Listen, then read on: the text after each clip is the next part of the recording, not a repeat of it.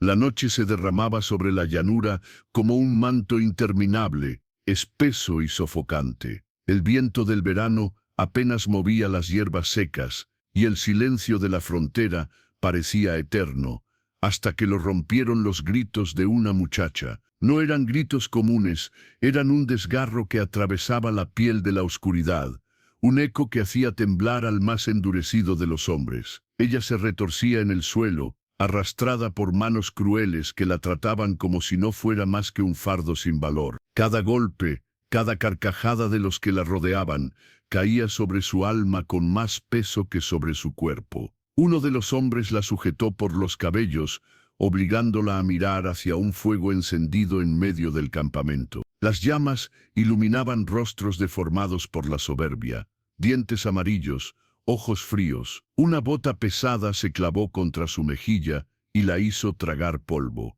«Esto es justicia», rugió el líder, mientras los demás reían. Pero lo que ella sentía no era justicia, era humillación, era la crueldad desnuda del ser humano cuando se cree intocable. El vestido que llevaba colgaba hecho jirones. Cada desgarro era una burla, una herida a su dignidad. El calor del fuego quemaba su piel, y aún así, dentro de su pecho, algo se negaba a extinguirse. Su respiración entrecortada se mezclaba con el polvo y con la sangre que se escurría desde las comisuras de sus labios. Y aún entonces, una chispa le decía que debía resistir, que aún había un mañana. Cuando al fin la dejaron tirada, su cuerpo parecía un amasijo roto. Ellos, satisfechos de su brutal espectáculo, se alejaron dejando risas que resonaban en la oscuridad. Ella, entre sollozos, juntó fuerzas para mover las manos.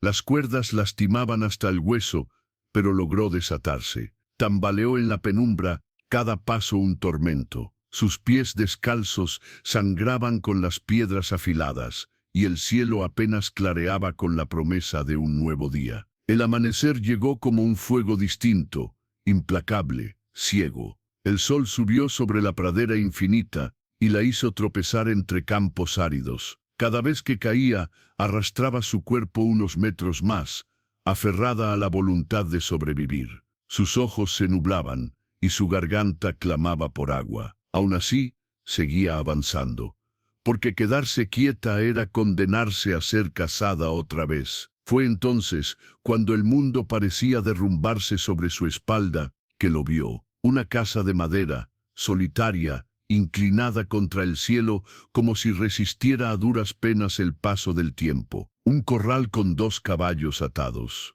Y junto al granero, un hombre agachado reparando una vieja silla de montar. Sus manos curtidas sujetaban las correas como si cada hebra de cuero llevara años de historias en sí. Ella se detuvo, mareada. El hombre levantó la mirada, y por un instante sus ojos se cruzaron. Eran ojos grises, fríos como la piedra, pero cargados de algo que no supo descifrar. Su barba estaba poblada de canas, y su espalda recta hablaba de un pasado que no podía ocultar. No era un ranchero común, había en su porte una sombra de leyenda. Ella se tambaleó hacia él, intentando hablar, pero apenas un hilo de voz escapó de sus labios.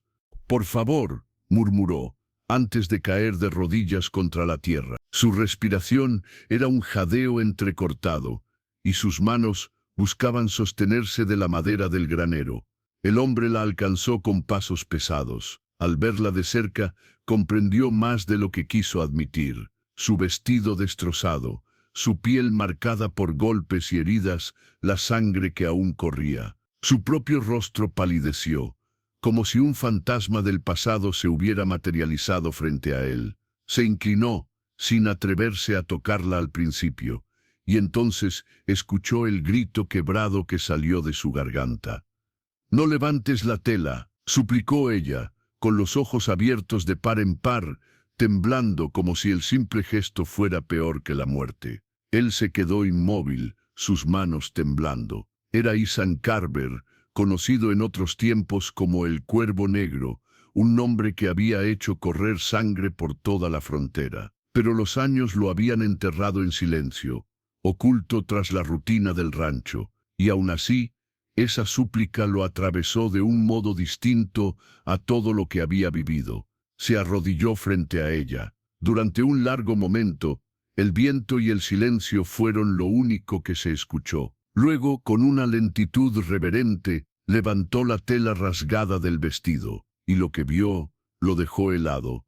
Cicatrices profundas, piel marcada por el látigo, moretones que hablaban de un tormento indecible. La brutalidad escrita en cada centímetro de su cuerpo era más de lo que podía soportar. Su rostro se desfiguró en una mueca de rabia contenida, pero no pronunció palabra. Sus ojos, que habían presenciado muertes en los salones y en las llanuras, parecían incapaces de aceptar tanta crueldad gratuita. Y en ese instante, algo que llevaba años enterrado en su interior comenzó a despertar. Ella cerró los ojos, esperando rechazo, esperando la misma violencia que había conocido en otros hombres. Pero lo que sintió fue un peso distinto, un abrigo pesado, tosco y cálido, que se posaba sobre sus hombros. Un gesto torpe, pero humano. La muchacha abrió los ojos con sorpresa. Lo miró, y en esa mirada se cruzaron mundos distintos,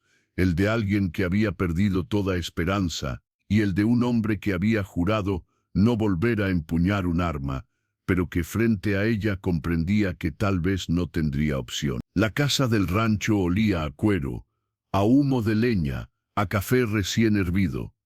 Él la condujo dentro, sentándola en la mesa de madera gastada. Sirvió un plato de estofado, simple, pero tibio. Ella, con manos temblorosas, llevó la cuchara a sus labios, y por primera vez en mucho tiempo cerró los ojos sintiendo algo parecido a seguridad. Él no dijo mucho. «No necesito saber tu nombre todavía», murmuró con voz áspera, cargada de un pasado que se intuía más grande que la pradera misma. Y ella comprendió que aquel hombre, tan endurecido por las cicatrices del alma, había sido puesto en su camino por algo más que casualidad. El silencio del rancho se transformó esa mañana, y el destino, que tantas veces se había escrito con sangre, estaba a punto de encender un nuevo capítulo. El día avanzó lento sobre la pradera, con un sol despiadado que pintaba el cielo de un azul ardiente. Dentro de la cabaña, el silencio era interrumpido solo por el crujir del fuego y el tintinear de una cuchara contra un cuenco. Ella, aún envuelta en el abrigo del ranchero, se mantenía erguida con esfuerzo, como si cada respiración fuera un desafío contra la memoria de lo vivido. Él, sentado al otro extremo de la mesa, la observaba en silencio. Sus ojos grises no buscaban respuestas inmediatas, pero registraban cada gesto, la manera en que sus dedos temblaban al llevar la comida a la boca, la forma en que evitaba mirar su propio cuerpo, como si la vergüenza fuera una segunda piel. Cuando al fin habló, su voz era poco más que un susurro. «Me llamo María», se interrumpió, tragando saliva, como si decir su nombre significara recuperar un pedazo de su dignidad. Isan asintió despacio, sin presionarla con preguntas. La noche anterior había escuchado gritos desgarradores a lo lejos, pero no había salido. Había aprendido a ignorar el dolor ajeno, convencido de que el suyo ya era suficiente. Y sin embargo, ahora esa misma voz, rota, estaba bajo su techo, alterando el silencio que lo había protegido durante años. El tiempo pasó, y ella empezó a hablar en fragmentos, en hilos de confesiones entrecortadas. No contó todo, pero sí lo suficiente. Hombres crueles, no forasteros cualquiera, sino conocidos del lugar, comerciantes de carne humana disfrazados de vaqueros. La habían golpeado hasta convencerla de que no valía nada. El recuerdo le hacía apretar los puños, su respiración entrecortada. Isan escuchaba con el ceño fruncido, la mandíbula apretada. Había prometido jamás volver a empuñar un arma después de los años como el Cuervo Negro, aquel forajido que pintó de rojo las praderas.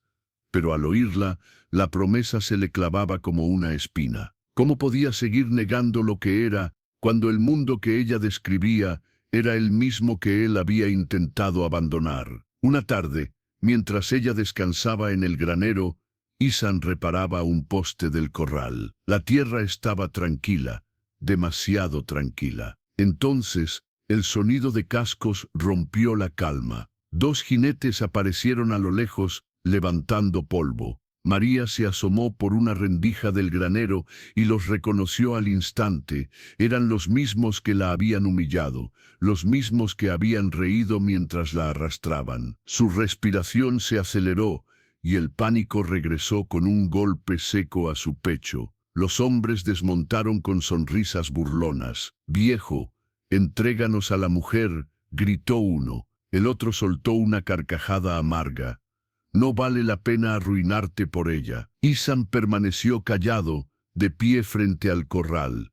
Su mano descansaba cerca del revólver, que no había tocado en años.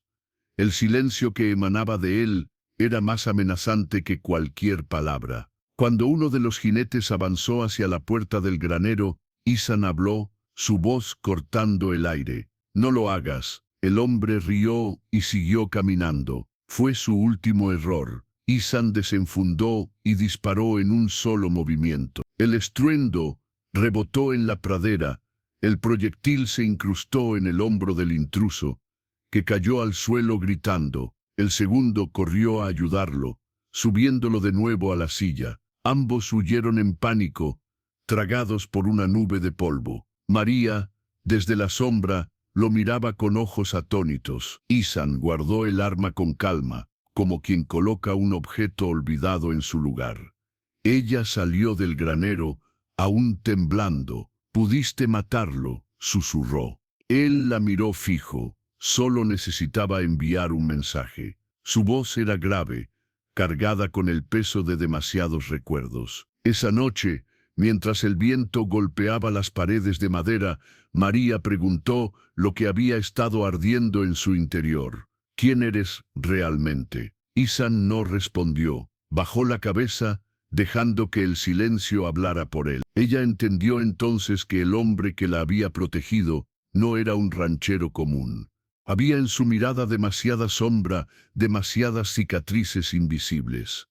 Días después, cuando el sol se hundía tras el horizonte, nuevos cascos retumbaron en la distancia. No eran 2, sino 6. Avanzaban como una tormenta sobre la pradera. María se escondió en el granero, el corazón latiendo en su garganta. Isan salió al claro erguido, como un árbol curtido por demasiadas tormentas. El que lideraba a los jinetes era alto, flaco, con ojos que brillaban como vidrio roto. María lo oyó nombrar. Jedediah Khan. El nombre bastó para helar el aire. Isan lo conocía, y Khan lo reconoció a él con una sonrisa torcida. «Maldita sea, el cuervo negro aún respira». Los hombres murmuraron inquietos. El silencio pesaba más que las armas en sus caderas. Isan, sin mover un músculo más de lo necesario, habló. «Estás invadiendo». Kane tensó la mano sobre su revólver, pero no disparó. Conocía las historias. Todos las conocían. Sabían que Isan era más rápido que el veneno de una serpiente. Uno por uno, los hombres retrocedieron. Khan maldijo entre dientes y giró el caballo. La banda se alejó en silencio, tragada por el horizonte. María salió despacio, temblando. «Los asustaste sin disparar una bala». Isan bajó la vista, ocultando en la sombra del sombrero la tormenta que ardía en sus ojos. El miedo viaja más rápido que las balas. Pero en su interior sabía que aquello no había terminado. El pasado, que tanto tiempo había intentado enterrar, regresaba cabalgando con fuerza. Y ahora ya no podía escapar. Los días se convirtieron en semanas. El rancho, que antes era un refugio de soledad, comenzó a llenarse con la presencia silenciosa de María. Sus heridas físicas fueron cerrando poco a poco, aunque las cicatrices quedaron como marcas indelebles en su piel. Sin embargo, algo más profundo empezaba a sanar en ella, la convicción de que aún podía levantarse cada mañana y encontrar un propósito. Se despertaba con el amanecer para ayudar a alimentar a los caballos, a cargar agua desde el pozo y a mantener la pequeña huerta que Isan había comenzado para ella. Al principio, sus pasos eran temblorosos, pero con los días se hicieron firmes. Y en cada movimiento, él la observaba, sin palabras, pero siempre presente, como un guardián silencioso. Hubo una mañana en la que la escuchó reír. No fue una carcajada fuerte, apenas un murmullo al ver a Isan luchando con un poste torcido que parecía empeñarse en caer una y otra vez. Él murmuraba maldiciones entre dientes y ella, sin poder evitarlo, soltó una risa suave. Era la primera vez que se permitía reír en años, y ese sonido hizo que Isan sintiera algo moverse dentro de sí, un calor inesperado que rompía la costra de su silencio. Él mismo llevaba años enterrado en su propia penitencia. Había vivido como un fantasma, cargando la sombra de un pasado que lo perseguía. El nombre de Cuervo Negro era una cadena que lo ataba al recuerdo de hombres muertos, de batallas sin gloria, de decisiones que lo habían marcado para siempre.